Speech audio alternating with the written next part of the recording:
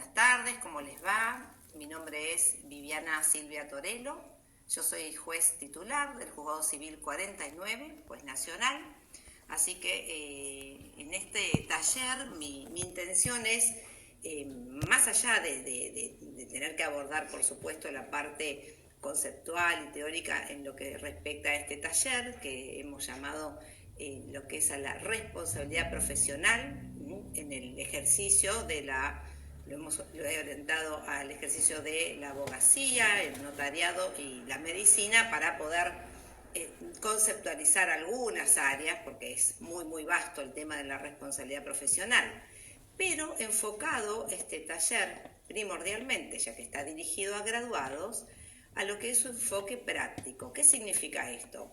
Bueno, con toda humildad van a tener la posibilidad de que una jueza de la nación les pueda un poco comentar, digamos, cuáles son los temas importantes en el aspecto práctico de estos temas. ¿Por qué razón? Por supuesto, ustedes como profesionales van a tener la oportunidad, obviamente, de asesorar a sus clientes, el cliente les traerá un caso, ustedes podrán estudiarlo, pensar cómo plantear una estrategia procesal, jurídica y demás. Pero, ¿cuáles son los enfoques prácticos importantes para poder llegar con la mayor probabilidad de éxito en una demanda judicial o en cualquier labor profesional que ustedes piensen en afrontar como abogados? Por supuesto, esto orientado, como dije recién, a los aspectos de la abogacía, el ejercicio profesional de los abogados, el ejercicio profesional del notariado, que está ahí cercano a lo que es la profesión de la abogacía. Y por supuesto no podía faltar el tema médico. ¿Por qué? Porque justamente son muchos los casos que en los tribunales podemos ver y es algo muy importante. ¿Y a qué me refiero con este enfoque práctico? Bueno, desde ya por supuesto que comenzando un poquito ya el inicio de este taller, mientras se van sumando los espectadores, la intención sería abordar primero el concepto general de lo que es un profesional, que ya todos lo conocemos, ¿no? Una persona que, por supuesto, ha estudiado, se ha desarrollado en una área del saber, que puede ser muy común, muy vasto, muy grande, muy extenso, profesionales de la salud, medicina, que incluye médicos, odontólogos y todas sus especialidades. Estamos hablando de los abogados, de los escribanos, arquitectos. Hay infinidades de profesiones, como todos ustedes saben, no voy a ahondar en ese tema. Pero acá lo importante de esto es tomar en cuenta que, claro, por supuesto que hay notas distintivas de esas profesiones que hacen que, digamos, la ley ponga un énfasis muy acentuado en lo que se refiere justamente a cuáles son esas notas distintivas. ¿Por qué? Porque, bueno, un profesional se diferencia por ahí de cualquier otra, de un oficio, por ejemplo, en su habitualidad, en que el Estado regula, por supuesto, a través de las normativas pertinentes, el ejercicio de esa profesión. Me estoy refiriendo en cuanto a todas las profesiones. Hay una reglamentación en cuanto a la matriculación, por supuesto, la habitualidad, la especificidad de esa profesión. Y en general, bueno, es el Estado el que está, por supuesto, controlando este tipo de actividades por intermedio en general de la colegiación, de los colegios.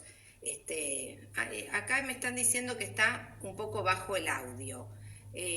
Ahora lo voy a corroborar, a ver el audio, si es posible. Espero que se escuche bien. ¿Ahora está mejor el audio?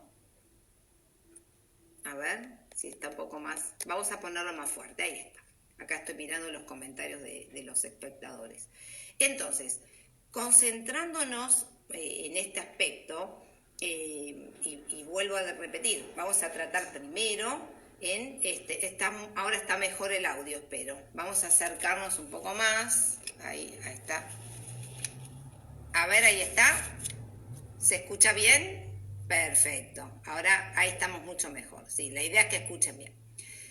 Si no se escuchó bien, y centrando el tema de debate en este taller, que vamos a hablar, justamente el ejercicio profesional centrándonos en la abogacía, en el notariado y en lo que hace el ejercicio de la medicina.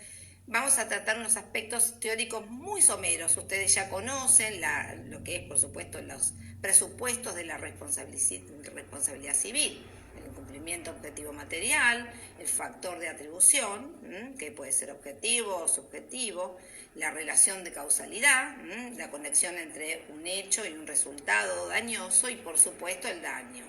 Todo eso obviamente lo conocen, lo tenemos regulado hoy por hoy muy claramente en el artículo 1716 en adelante y del Código Civil y Comercial de la Nación, y por supuesto hay artículos muy específicos en lo que hace a lo que regula la actividad profesional liberal, que tenemos el 1738, un artículo muy importante, y no podemos olvidar el 1725. Ese artículo que toma la doctrina del artículo 902 y 909 del Código de Vélez, por ahí se acuerdan ustedes, cuanto mayor sea el deber de obrar con pleno conocimiento de las cosas, mayor será justamente la exigibilidad de esas conductas. Y ustedes saben que este artículo toma como una pauta primordial lo que es las relaciones en que haya el concepto de la confianza. Este Código Civil y Comercial de la Nación toma muy en cuenta este tema de la confianza. ¿Y por qué? ¿Por qué es tan importante? Justamente porque el profesional, que como dije antes, por las notas distintivas, tiene una gran, una importante preparación, tiene conocimientos técnicos y por supuesto en esa relación va a haber obviamente un desequilibrio. ¿Por qué? Porque todos nosotros somos pacientes, lamentablemente estamos todos en esa situación, podemos llegar a ser clientes, necesitamos asistir a los servicios de un escribano. Entonces, en esa relación, por supuesto que va a haber una superioridad técnica por los profesionales que nos van a asistir. Haciendo este pantallazo y generalizado de lo que es el concepto de la responsabilidad teórica para pasar a lo más importante que quiero dejarles hoy, que es la parte práctica, ustedes saben muy bien que es muy, muy importante este tema de la confianza. Y eso va a marcar muchísimo justamente cuál era esa relación entre el profesional actuante y el cliente. Y eso puede llegar a influir, a tener, mucha importancia para el juez a la hora de analizar esa relación contractual, que entre ellos podemos ya ir adelantando que hay una relación contractual entre el cliente y el profesional. Ahora, es muy importante que sepan que justamente en esa relación de confianza, esto va a implicar que el profesional va a tener una mayor exigibilidad en cuanto a las conductas. Y van a ver, si ustedes leen el 1725, cómo hace referencia a la previsibilidad, a cuanto mayor sea su deber de actuar con pleno conocimiento de las cosas. Y claro, todo eso hace que al profesional, se lo mire a la hora de valorar y ponderar su actuación profesional con esa orientación. A ver, había un nivel importante de confianza. Entonces esta persona que contrata a un abogado, que contrata a un escribano, o que es asistida por los servicios médicos de un profesional liberal, estoy hablando, ya las clínicas, bueno, en cierta forma, las clínicas ya actúan de otra manera, y ahora vamos a hablar justamente de esto. Pero es importante este concepto. Y hablando ya que estamos de la parte, de los factores de atribución, ustedes saben, dentro de lo que es los presupuestos de la responsabilidad, que el factor de atribución, más importante justamente es el subjetivo. Acá no se trata de un accidente de tránsito que implica la aplicación del factor objetivo, sino que acá quien reclama por el artículo 377 del Código Procesal tiene que probar justamente la culpa del profesional, la culpa médica, la culpa del letrado, la culpa del escribano y de quien se trate en el caso que sea.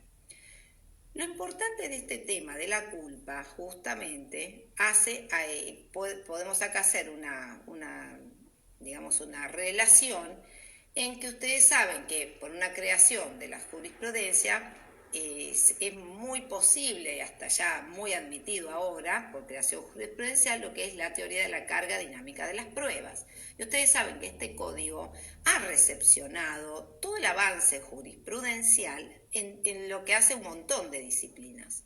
Bueno, justamente en el artículo 1735 lo expresa, lo plasma ya como una facultad que le otorga el juez para poder aplicar justamente este tema. ¿Qué viene a ser el tema de la doctrina de las cargas dinámicas de las pruebas? Bueno, justamente es muy común en la parte médica, cuando hay juicios de mala praxis médica, que se pueda el juez establecer que la prueba no solamente va a recaer la carga sobre el actor, sobre ese paciente que considera que ha sufrido una mala praxis médica, por ejemplo, sino ver quién está en mejores condiciones de probar.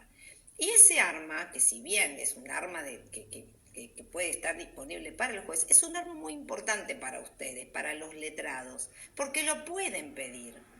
Muchas veces notamos en los expedientes que no lo piden y es un arma muy importante, muy interesante.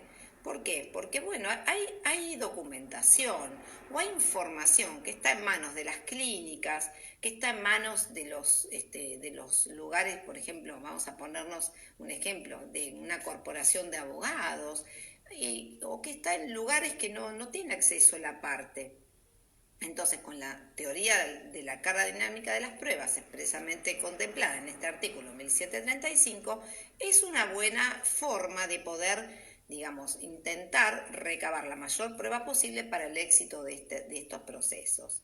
Ya dicho todo esto y con un concepto generalizado, como les quiero decir, de lo que es la responsabilidad profesional en general, por supuesto que en todos los casos hay que probar el daño y habrá que probar justamente la relación de causalidad, porque ustedes pueden tener una prueba espectacular del daño, pero si no hay ese vínculo íntimo que tiene que haber entre el hecho. ¿Cuál sería el hecho acá? Bueno, la actividad que se le reprocha al profesional, esa actividad realizada incumpliendo sus deberes profesionales, que dependerá, por supuesto, en una visión concreta de esa persona en el caso concreto, que el juez tendrá que hacer en la sentencia. Bueno, justamente ustedes tienen que tener muy en claro eso y la importancia que tiene todo esto, justamente para el éxito de un pleito a favor de sus clientes. O justamente, si ustedes están asesorando o defendiendo a un profesional, esto también lo tienen que tener muy en claro. Y acá venimos justamente a hablar sobre estas tres profesiones que tomé como para poder hacer una pequeña referencia en cuanto a la importancia de cada una, la normativa de cada una. Ustedes saben que lo que hace el ejercicio de la abogacía, que es lo que a ustedes más les interesa, vamos a empezar por este tema, mirando un poco el horario. Yo voy a tratar, como esta clase termina justamente a las 8, voy a tratar de ser lo más breve posible en cuanto a mi exposición, pero dejarles un rato, unos 15 minutos para algunas preguntas que yo puedo ir viendo que vayan formulando. Traten de ser breves y concretos con la pregunta y esperen a que yo avance con la clase del día de hoy para ir formulándolas. Les decía que con este pantallazo de lo que hace a lo que es en general la responsabilidad profesional, nos vamos a centrar primero en lo que es la abogacía. Ustedes saben, como dije antes, que bueno, hay un colegio de abogados, que hay una matriculación y que hay una normativa, una ley específica del ejercicio de la profesión que justamente regula cómo debe ser llevada a cabo esta actividad profesional que tanto amamos los que somos abogados.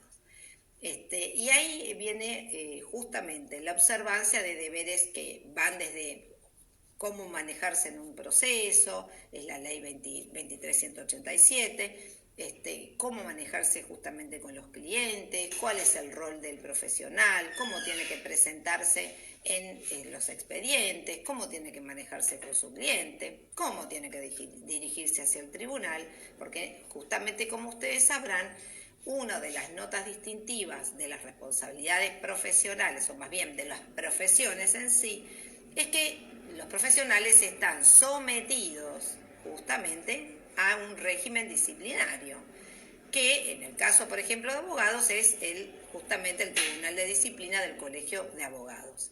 Depende de qué distrito se trate, tal de capital, y si están actuando en provincia, por supuesto, sujeto a cada régimen provincial.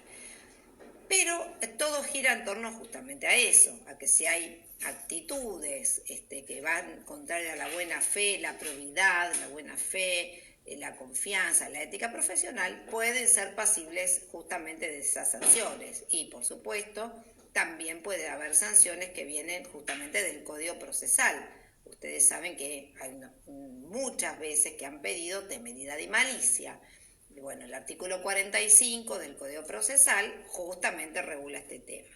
Y bueno, es una cuestión que justamente la jurisprudencia habla de una aplicación cautísimo modo. ¿Qué quiere decir? El juez con mucha cautela, se los digo yo, a la hora de evaluar la conducta de un letrado, bueno, intento ver qué es lo que ocurrió y que no se mezcle con por ahí una estrategia legal. Es posible que el letrado no quiso llegar a una estafa procesal y que esté planteando toda una cuestión que después, bueno, por alguna razón la otra parte la considere como justamente una falta de ética o demás. También ustedes saben que los profesionales no pueden asistir al mismo tiempo a la parte actora o demandada, cosa que se produzca lo que se denomina justamente intereses contrapuestos. Bueno, ese es un tema importante. Y ahora viene acá el punto de que yo quiero traer justamente esta clase, ese enfoque práctico. ¿Por qué? Porque yo quiero que ustedes se lleven justamente la experiencia que yo les puedo transmitir desde mi función. Yo tengo casi 29 ya años en la justicia, empecé desde muy chica, fui llevando adelante todas las funciones desde mesa de entradas hasta ser funcionaria y ya jueza. Y bueno, por supuesto que tengo cierta experiencia en lo que yo veo que ocurre con los expedientes, que ocurre con los procesos, que ocurre con las pruebas. Y acá viene el kit de la cuestión. La verdad es que uno puede ver muchas conductas en muchos expedientes de abogados, ¿no? Ejercicios profesionales excelentes, muy buenos, también de juzgados buenos o malos, pero enfocándonos al tema de los profesionales, uno puede ver a veces demandas que tienen grandes falencias y que esas falencias lo que van a representar es justamente un desmedro en las probabilidades de su cliente. Y esto es muy importante, porque, por ejemplo, les voy a dar una explicación muy concreta. Ustedes reciben a una persona que les cuenta un caso y ustedes lo van a tomar. Cuanto mayores pruebas presenten, pruebas idóneas, ¿no? Obviamente, no pruebas que no sirvan después realmente para nada, pero quiero decirlo y hablándolo en un lenguaje bien claro, cuanto más mejor sea el enfoque y la estimación de los montos, mayor sean los reclamos que tengan que ver con el caso, pero que no se olviden de rubros que son muy importantes. Me ha pasado de ver demandas que se olvidaron de reclamar daño moral, cuando el daño moral era absolutamente, importante para pedirlo. Cuando hay expedientes que hay accidentes donde intervinieron menores y se olvidan de reclamar al nombre de los menores, entonces termina reclamando luego justamente el Ministerio Público Popular. Y la verdad es que ahí es donde yo quiero apuntar. Qué importante es que ustedes como abogados, como profesionales, orienten adecuadamente a su cliente, proyecten una demanda que sea concreta, pero que sea completa, que sea importante, que tenga la estimación de todos los rubros, que cumpla justamente con los artículos del Código Procesal. Hoy por hoy todavía no se ha cambiado el artículo 330, que digamos que esa estimación de montos sea bien hecha, que no se olviden de la fórmula y o lo que más o menos resulte de las pruebas, porque eso es muy importante, porque ustedes pueden estimar un monto, pero si no ponen esa fórmula, a los jueces nos dejan sin palabras, porque no podemos ir más allá de lo que nos reclaman. Recuerden el principio de congruencia, pero también recuerden el principio dispositivo. Si ustedes no piden las cosas, realmente que el juez no puede suplir. No se olviden nunca de pedir intereses, porque si no los piden, no los podemos admitir en la sentencia. Y en ese sentido, la Cámara Civil es absolutamente hermética con esto. No se puede. Me he encontrado con demandas que se olvidan de pedir, por ejemplo, los tratamientos kinesiológicos, psicológicos, muy importante, no se acuerdan, y por ahí en los puntos de pericia lo ponen. Bueno, entonces haciendo un esfuerzo argumental, el juez tiene que disfrazarse un poquito de mago y cuidando mucho y explicando que no se está yendo de este principio de congruencia, explicarlo y otorgarlo. A veces sale bien, a veces no. Entonces, importantísimo todo esto. Esto en cuanto a las responsabilidades profesionales, en cuanto a lo que hace a las demandas. Pero acá viene un tema muy importante, el top 10 de los juicios de malas praxis contra abogados. Las caducidades de instancia, la negligencia de las pruebas, el hecho de no apelar una resolución o una sentencia. Y acá viene el kit. ¿Qué es lo que se resarce cuando hay una responsabilidad profesional de mala praxis de abogados? ¿Qué es lo que se va a resarcir? Porque ¿cómo se sabe? Bueno, justamente lo que el juez va a evaluar, ¿saben qué es? La frustración de la probabilidad de éxito de ese juicio que estuvo mal llevado. Recuerden, es una chance. El juez sabe qué va a tener que hacer. 2 sentencias, sí. Por ejemplo, el abogado, en el caso que un abogado no haya apelado y quedó con el monto de la primera instancia. Bueno, ¿qué probabilidades hubiera tenido de que en cámara, en segunda instancia, perdón, ¿está bien el audio? ¿Ahora se escucha? Por favor, si me pueden decir. Que dice se interrumpe el audio. ¿Ahora escuchan bien? Espero que sí. Yo sigo hablando y cualquier cosa me avisan. Esto es difícil, mantenerse así. A ver, perfecto.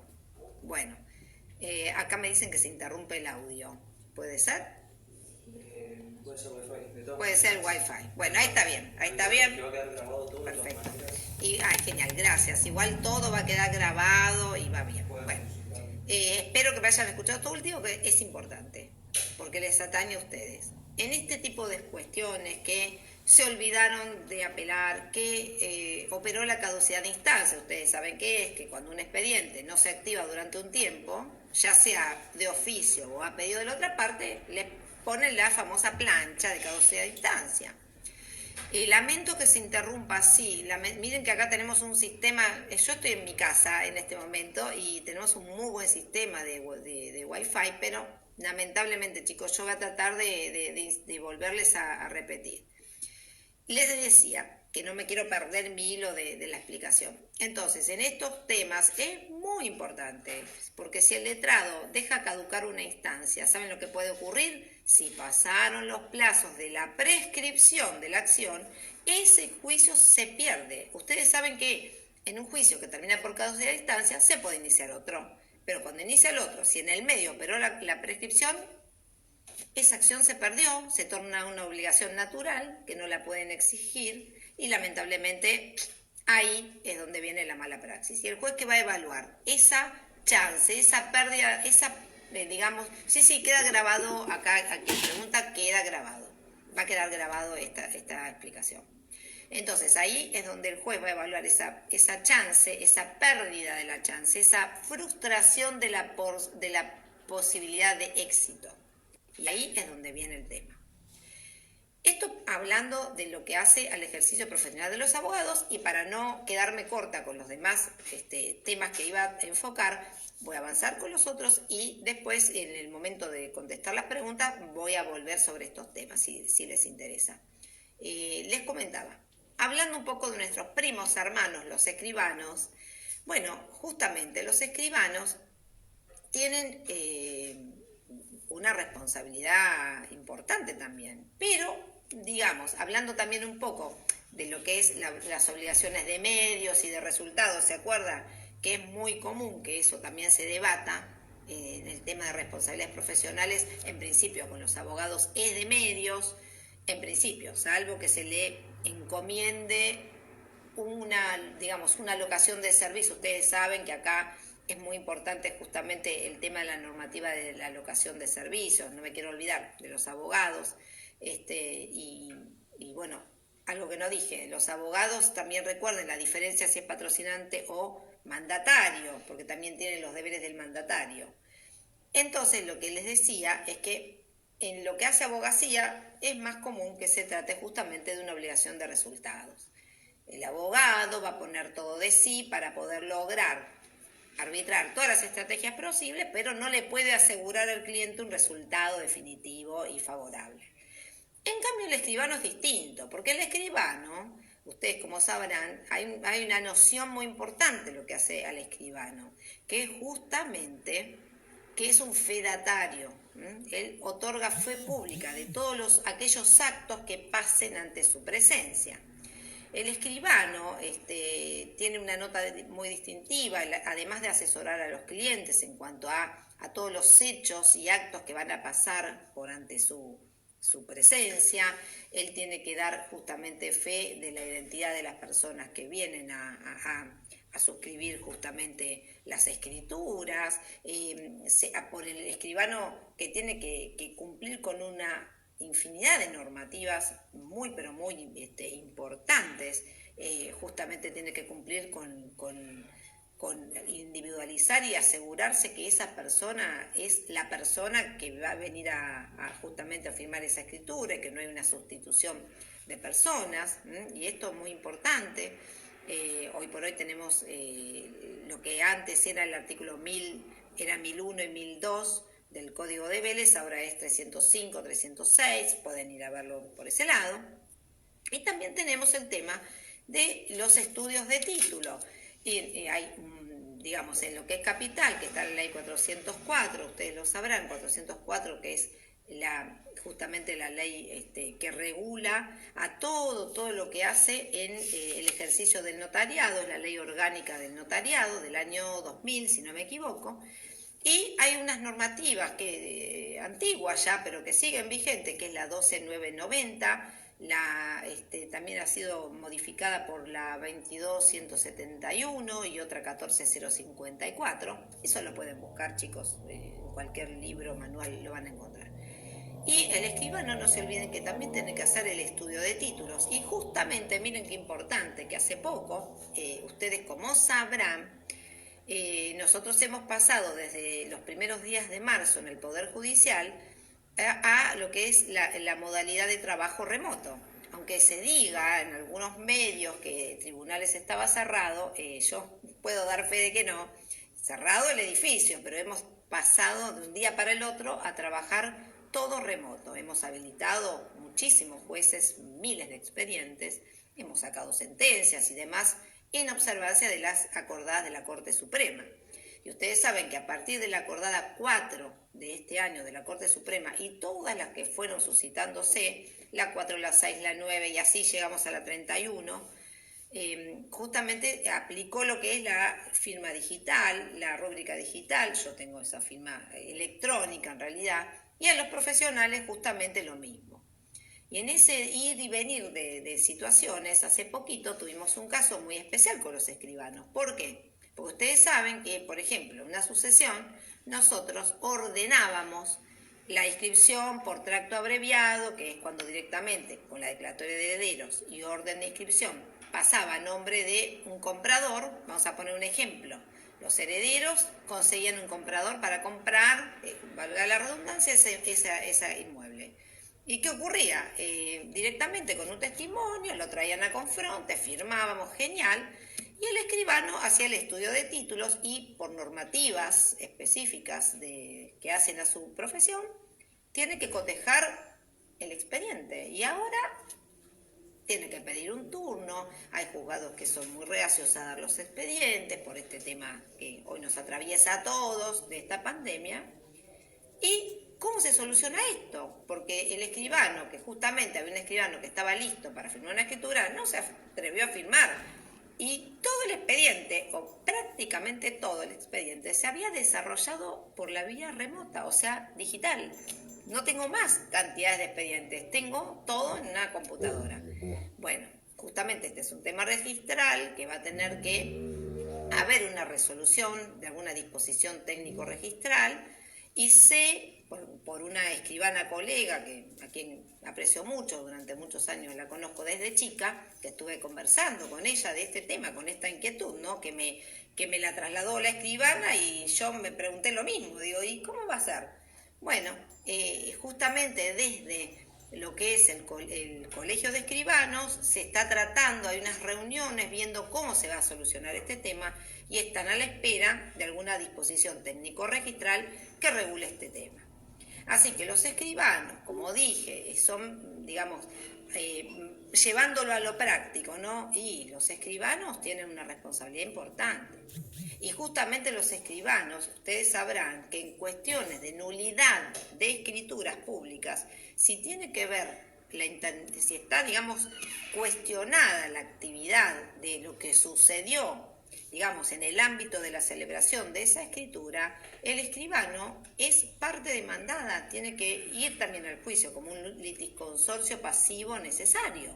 Nosotros hemos hecho muchos expedientes que cuando notamos que en un pedido de simulación o una nulidad de acto jurídico está en tela de juicio, bueno, ¿qué pasó?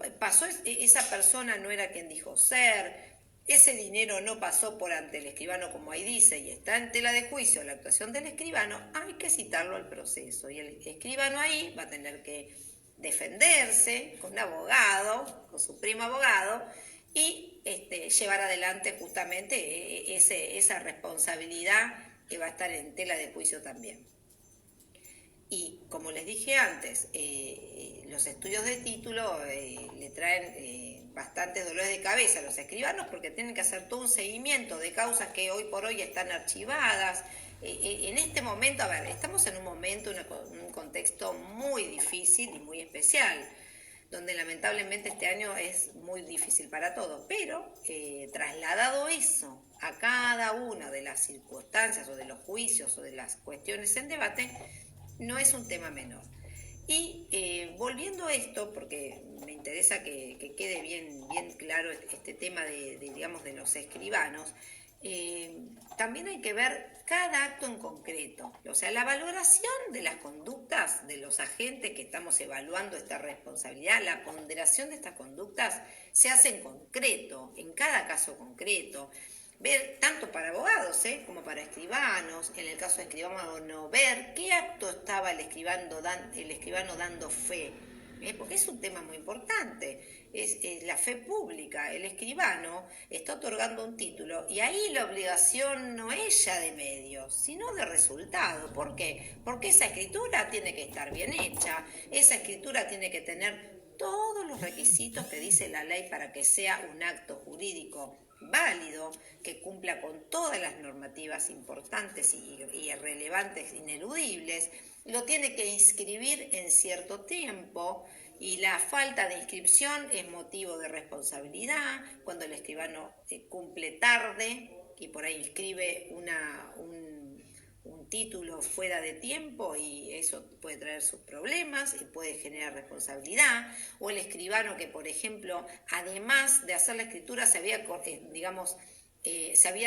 había asumido una obligación extra de, por ejemplo, de administrar los fondos que le entregaron y colocarlos en un plazo fijo, y no lo hace.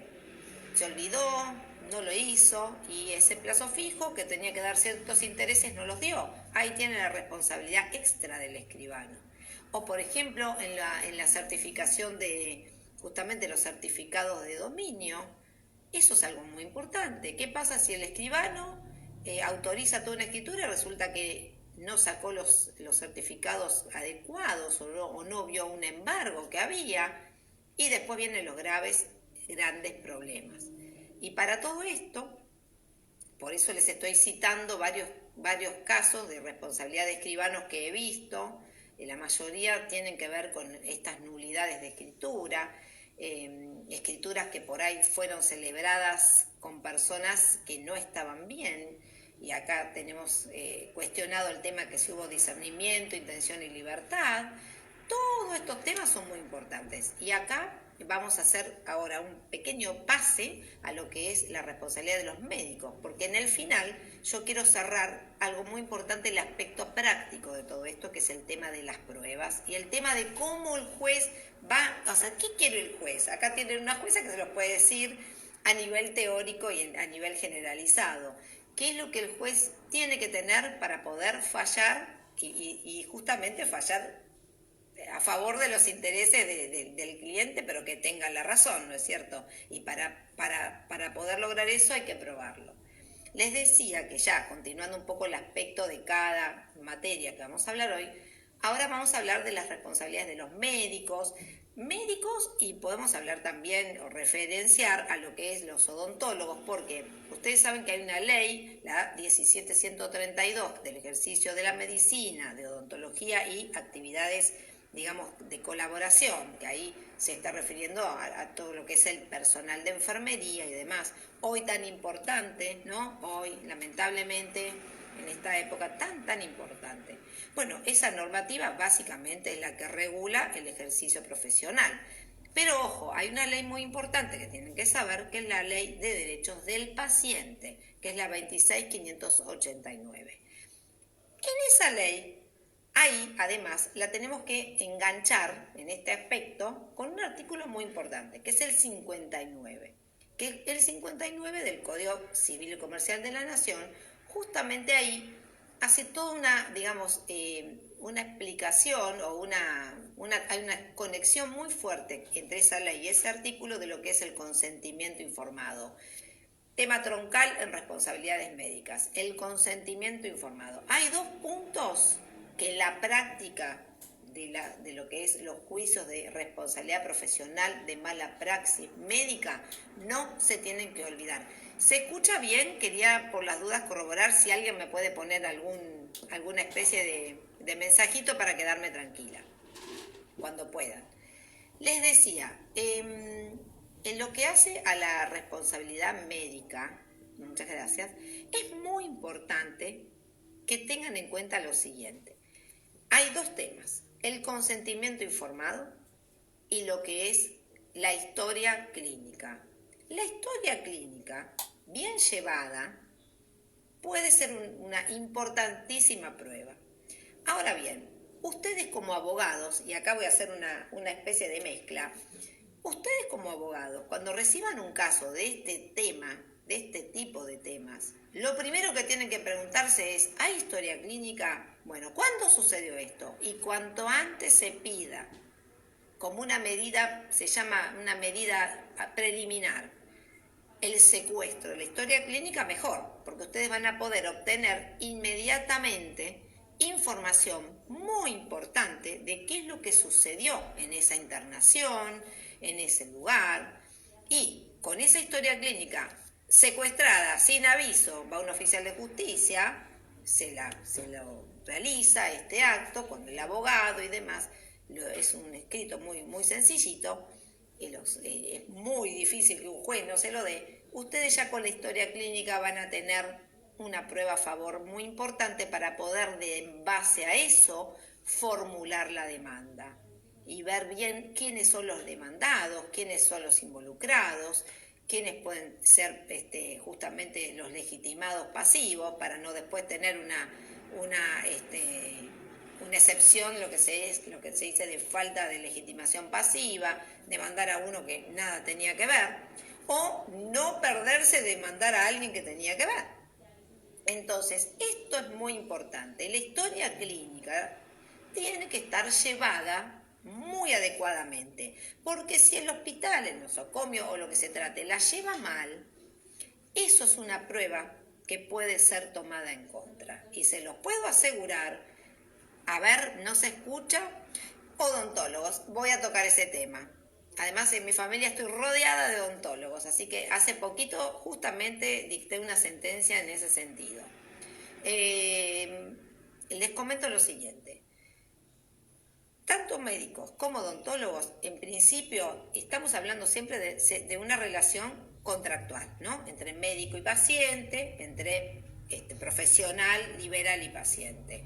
Si estamos hablando de una clínica, ahí ya a veces cambia la cosa, porque por ahí uno va a una clínica que conoce por la cartilla, pero evidentemente uno ni sabe qué médico le toca y bueno, pero hay toda una relación entre la clínica, la obra social, el sindicato y son todas figuras que aparecen en esta relación, digamos, médico-paciente, clínica y demás. Y ustedes fíjense por ahí lo que se llama obligaciones concurrentes, que son las primas de las solidarias, que tienen justamente, digamos, tienen mismo objeto, pero distinta naturaleza.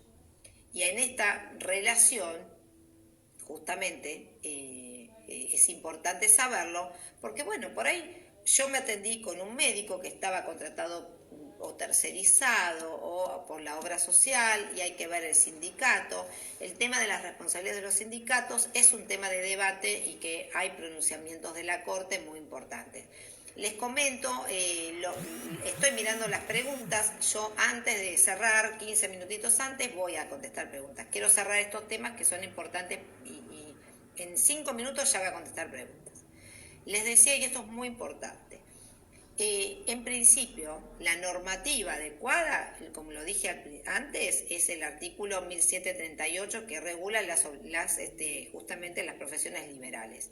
La normativa de derecho de consumidor se aplica, por supuesto que sí, en lo que hace a relaciones con las clínicas, las internaciones, los nosocomios, lugares, la obra social y demás. No se aplica cuando es relación médico-paciente, salvo, dice el artículo 2 de la ley 24.240, que justamente se trate de la publicidad que se hace de esos servicios. Pero en sí, justamente no rige digamos, para lo que es la relación médico-paciente, esa protección de la ley de consumidor. Ahora, algo muy, muy importante. Odontólogos, lo mismo. Básicamente hay una relación contractual. Y acá estamos en el factor de atribución subjetivo. Culpa o dolo. A ver, puede haber dolo, Pues el dolo, ustedes ya saben que es la intención de dañar. Y el artículo nuevo, que es el 1724, justamente agrega un condimento al tema del dolo.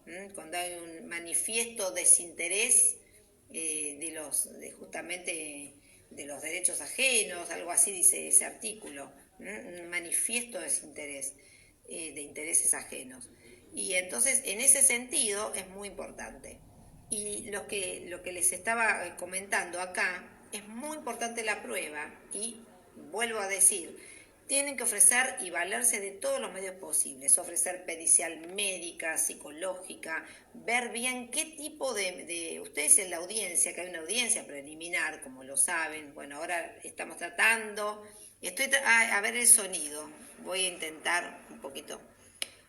Sí, acá veo un comentario, el paciente es el único dueño de su historia clínica, por supuesto que sí, lo dice justamente el artículo 12 de esa ley de derechos del paciente. La historia clínica es del paciente y nadie se la puede negar. Si se la niegan, va y se hace un secuestro, por supuesto que sí.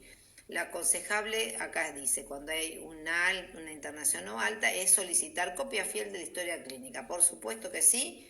¿Se escucha mejor el sonido? Si alguien me puede comentar.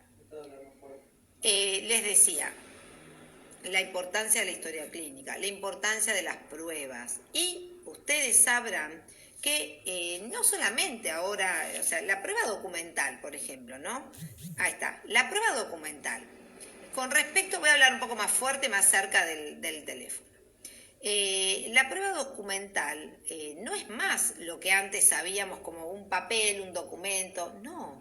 Ahora justamente el artículo 287 del Código Civil y Comercial de la Nación justamente recepta todo lo que es los instrumentos privados, particulares no firmados, que es todo lo que está hecho en formato papel, formato digital.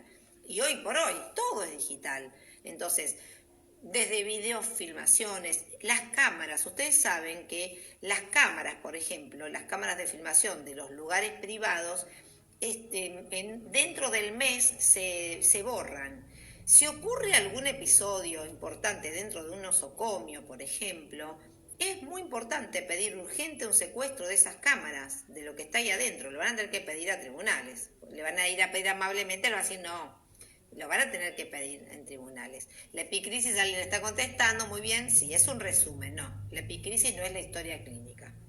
Y les decía, por ejemplo, hubo un caso hace poco que ocurrió un hurto de unas pertenencias de una persona que había ido a tener su bebé y fue a tenerlo al lugar en la sala de partos, y cuando volvió, las cosas que estaban en el interior del placar habían desaparecido. Bueno, gracias a las cámaras se pudo reconstruir. Se llamó la policía, obviamente, miren, con todos estos temas, además la praxis médica, si hay causa penal, es lo mejor que puede pasar, pero no es lo más común. Entonces hay que pedir las cámaras, ver las cámaras de enfrente, si pasó algo en especial, por supuesto en las clínicas, lo que ocurre adentro, historia clínica, fotografía, WhatsApp, los WhatsApp. A ver, tenemos que ayornarnos a la tecnología moderna. Hoy por hoy, los mails, el intercambio de mails es algo muy importante para acreditar una relación médico-paciente, y si ustedes aportan como prueba ese intercambio de mails y la parte le niega, bueno, en la demanda tienen que ofrecer una pericia de un ingeniero informático, entonces no van a tener ningún inconveniente. Si no lo ofrecen y le niegan esa prueba, ahí vamos a estar en problemas. Entonces, ¿por qué este curso, ya llegando a los últimos minutitos, por qué yo quise hablar del enfoque práctico? Porque acá quiero un poquito ponerme en mi rol para poder expresarle, a ver, ¿qué busca el juez cuando le llega un expediente a sentencia? Ver de tener la mayor cantidad de elementos posibles de prueba. ¿Para qué? Para la búsqueda de la verdad objetiva. Si yo tengo una pericia incompleta, no vino la historia clínica, no tengo acreditado bien ese nexo de causalidad, las preguntas son insuficientes, son infundadas, y a veces hay dudas que uno dice como juez, bueno, ¿y qué hago con esto? Parecería ser que sí, pero las pruebas están muy endebles. Entonces a veces los jueces, por una cuestión de, digamos, de responsabilidad también profesional nuestra, acudimos a lo que se dice las medidas de justamente para mejor proveer. Bueno, les cuento que con pericias que son realmente muy poco ilustrativas, ustedes saben que no se llega tan fácil a lo que es el cuerpo médico forense de la Corte Suprema, porque hay toda una normativa de la Cámara Civil que hace un poquito de filtro, porque antes todo, y bueno, va todo el cuerpo médico forense. El cuerpo médico forense estaba colapsadísimo. Entonces hace unos cuantos años está eso muy limitado. En mi experiencia profesional y como jueza, en casos en que hay duda, ustedes saben que la culpa profesional en medicina, en todos estos casos de mala praxis, hay que probar la culpa. La tienen que probar el actor. Se puede llegar a aplicar por este tema de las cargas dinámicas de las pruebas y lograr, digamos, intimar a la otra parte a que aporte determinada documentación bajo percibimiento de ser una presunción en contra. Pero, insisto, lo importante, llevado todo esto a la práctica profesional, justamente me oriento a esto, que es muy importante que ustedes como profesionales brinden la mayor cantidad de pruebas posibles que puedan ilustrar al juez para que el juez pueda reconstruir los hechos de la mejor manera, de la forma más cercana a la realidad. Porque no se olviden que el juez en definitiva se convierte un poco en eso, en un historiador de a ver qué ocurrió y por qué es tan importante. Porque para todas estas cuestiones de responsabilidades profesionales, el juez, ustedes saben que por el artículo 3, tiene que dictar un fallo que esté razonablemente fundado. La razonabilidad es una pauta orientadora. Tiene que ser fundado en normas, por supuesto que sí, en los hechos, en el expediente y demás, pero la razonabilidad tiene que estar. Entonces, ¿qué ocurre? Justamente para esto es muy importante que el juez pueda contar con elementos de pruebas suficientes e idóneos para poder llegar a ese resultado y poder determinar si existió o no esa mala praxis médica. Bueno, y en los otros casos, por supuesto que también. En el tema de los odontólogos, lo mismo. Ahí podríamos decir que también los médicos que tienen una responsabilidad en principio de medios, salvo que sea un profesional que haga, por ejemplo, una cirugía estética, ¿no es cierto? Que ahí, cuando se trata de una cirugía estética, la idea, ahora voy a leer esta pregunta, Roberto Sequeira. Cuando alguien justamente... me perdí con lo que iba a decir por leer abajo. Pero bueno, justamente retomando a esto que estaba diciendo, cuando alguien plantea que existe una mala praxis médica y hablamos de una obligación de medios, y estamos hablando, por ejemplo, en un caso de una cirugía estética, que la idea era que le toquen un poquito la nariz y resulta que le cambian toda la fisonomía de la cara, ahí es una responsabilidad justamente de resultado, no una obligación, perdón, de resultado. Y con los profesionales de la odontología, ahí estamos también bastante cerca, porque una persona que se quiere poner implantes, por ejemplo, bueno, realmente la idea es que esas piezas dentales le queden bien. Y no es, ay, no, bueno, yo lo puse de la mejor manera y empleando todos los medios suficientes, pero le quedaron los dientes chuecos. No, ¿entienden? Entonces es importante.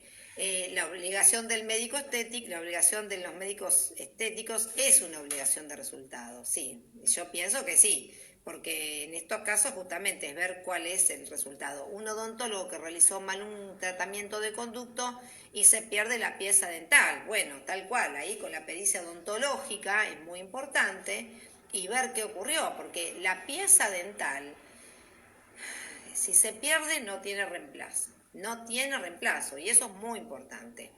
Entonces, justamente habrá que evaluar ahí qué ocurrió, cómo fue ese tratamiento, si fue realizado conforme las reglas del arte o profesión. Y ustedes saben que, disculpe, dice, perdón, quiero leer, no es una pregunta, respondí a una pregunta que habían hecho. Ah, perfecto, acá estamos.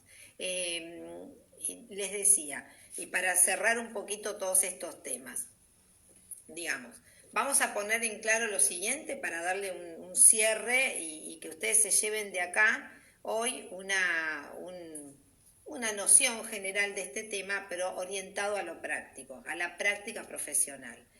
En lo que hace a las responsabilidades profesionales, en general, hay algunos conceptos importantes que no pueden olvidar, que es la relación contractual, en general es contractual.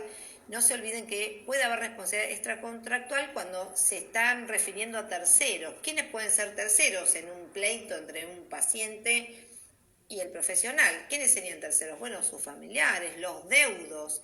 ¿Qué pasa si el paciente falleció? ¿Qué pasa si hay algún daño colateral a las personas que estaban viviendo no sé, o muy cercanas a él? Acá hay una pregunta muy interesante. ¿La ligadura de trompas es una obligación de medios o de resultado? Y la verdad es que Digamos, si la operación es para ligarse las trompas y resulta ser que después esas trompas no se ligaron y la persona queda embarazada y tiene un problema de salud porque por algo se ligó las trompas o porque no quería tener más hijos, y podría llegar a encuadrarse en la obligación de resultado. Por eso digo que, y acá volviendo un poquito a los conceptos, es qué importancia tiene lo que es el tema de la relación contractual, la relación extracontractual, el concepto de la confianza, la previsibilidad. Van a ver la exigencia, cuanto más es el mayor deber de obrar con pleno conocimiento de las cosas. Acá alguien está preguntando justamente qué sucede con un profesional de la salud que se niega a brindar servicios en este contexto de pandemia. Bueno, no sé a qué apunta, en qué sentido se pudo haber negado a brindar un servicio. Estamos en un contexto muy grave y muy anormal. Esto nos atañe a todos, así que habría que ver, por eso digo que la valoración de las conductas, de la responsabilidad, se realiza en concreto, en el caso concreto, y se va a evaluar las circunstancias de tiempo, modo y lugar. Habría que ver por qué razón ese profesional se vio obligado a negarse a brindar ese servicio de salud. Y acá sean creativos con las pruebas, no le tengan miedo a pedir pruebas nuevas. Y un concepto antes que se cierre el programa, porque esto es de 1 hora nada más, tengan en cuenta que además de la función resarcitoria, de lo que es la que hace responsabilidades de la responsabilidad civil, también tenemos justamente la función preventiva, en el artículo 1710 en adelante, que no es solamente esperar a que se consuma el daño, sino evitar que el mismo ocurra o evitar que se agrave. Esa función es muy importante y les va a dar muchas herramientas novedosas para que justamente nosotros los jueces y todos los operadores que estamos en la justicia nos vamos a tener también que adaptar y ayornar a los tiempos de hoy, que son muy importantes y muy, muy difíciles y muy dinámicos. Les agradezco mucho su atención, estoy a disposición justamente para que puedan apreciar este aporte mío en estos temas. Y bueno, les agradezco muchísimo la asistencia y las preguntas y demás. Me alegro mucho que les haya gustado. Buenas tardes y hasta pronto. Queda todo grabado ahora en el sistema. Muchas gracias.